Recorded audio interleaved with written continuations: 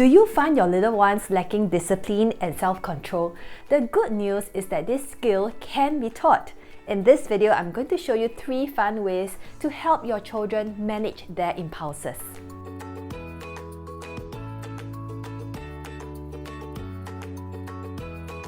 I have prepared a I have self-control activity, which is right here for your little ones, and all they need will be a pair of scissors, glue, and this printable, which you can download for free from the HP website.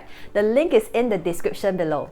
I print all of my kids' schoolwork and home learning activities using HP Instant Ink, which is an ink subscription service that automatically delivers ink to your doorstep when they detect that you are running low. With ink only delivered when required, this subscription is sustainable as the ink cartridges require less packaging and few shipments.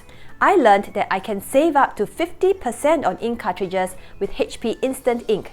They have a variety of print plans for different users, and the lowest price plan is $1.90 per month. And this is regardless of black and white or color printing. You can change or cancel this service anytime you want. HP is now giving out 3 months free ink of about 1,500 pages a month if you own or purchase any of HP's eligible printers. This is worth more than $200, so click on the sign up link in the description box below. As I run my own coaching business and take care of the kids every day, I need to be extremely productive to make the best use of the limited time that I have. I read several productivity books and I found out that the key to stop procrastination is to develop self-control. In fact, do you know why some people are more successful than others? For example, in sports, in studies, in business. The key ingredient here is that successful people are very disciplined.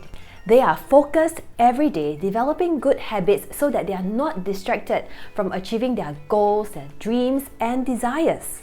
You may wonder, how do we help our children develop self-control then? If you find your kids looking out the windows and getting distracted when it's time to complete their homework, or they don't have that self-control to switch off the devices when time is up, or even go into fight, flight, and freeze mode when they are dysregulated, it may be time to explicitly teach your children what is self-control and how to develop it.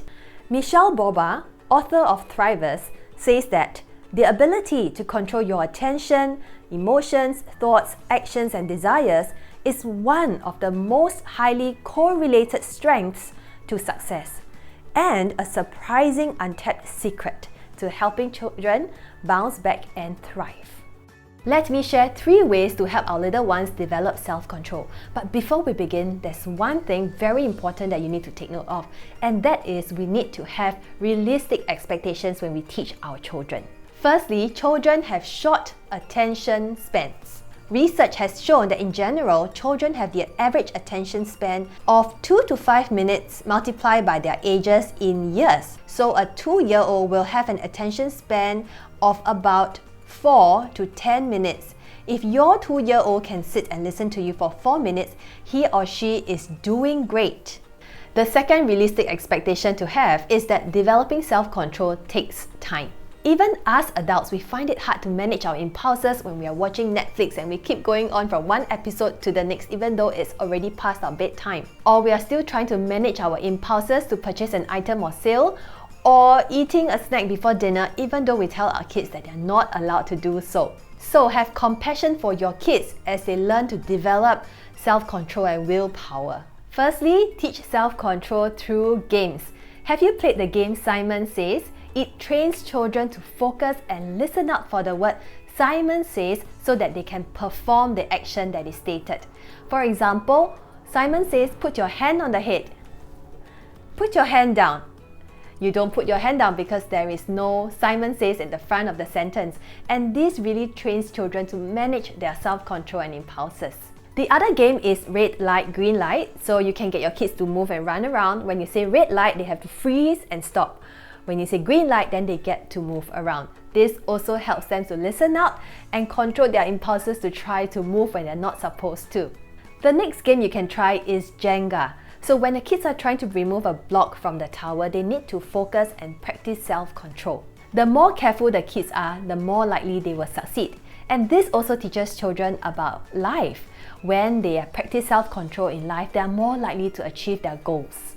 In general, board games or card games are great for children to practice self-control because they have to wait for their turns and also learn about emotion regulation whether they win or lose the game. Secondly, you can carry out conversations about self-control with your little ones. In this self-control activity, I have given you some prompts and included some scenarios where your children can make a good judgment and decide if Marshall, the boy here, demonstrates self-control. Some scenarios include he waits for his turn at the swing, or he speaks to his classmate while the teacher is teaching. Using these scenarios as prompts, you can carry out in-depth conversations with your little ones, validate their feelings, hear their points of view and share your experiences as you further guide them to practice self-control in their daily lives. Finally, use role plays to help your children practice self-control.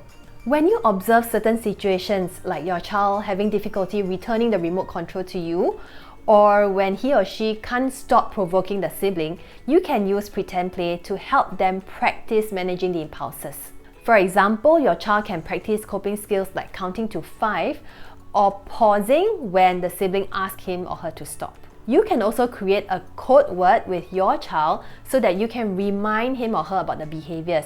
For example, the code word can be pink banana. So if you see your child acting out, you can remind him pink banana, and that will be a cue to signal to him that he has to stop whatever he is doing, and this will break his urge to continue the behavior. A pro tip here, I recommend getting your kids to role play the examples and the non-examples. So your children should be able to, show you what it's like when they're fighting over the toy, that's the non-example, and then prompt them to show you how to resolve the dispute, and that will be the example. So here are the 3 ways to help your children develop self-control. Firstly, playing games like Simon Says, Red Light, Green Light, and Jenga. Carry out deep conversations about self-control and equip them with skills. And finally, to use role plays for children to practice the appropriate and inappropriate behaviors. This is the last part of our Motivation Monday series. Thank you so much for your support. If you want to learn more positive parenting tips and strategies, this is the playlist where I've compiled for you, so head over there to watch and learn.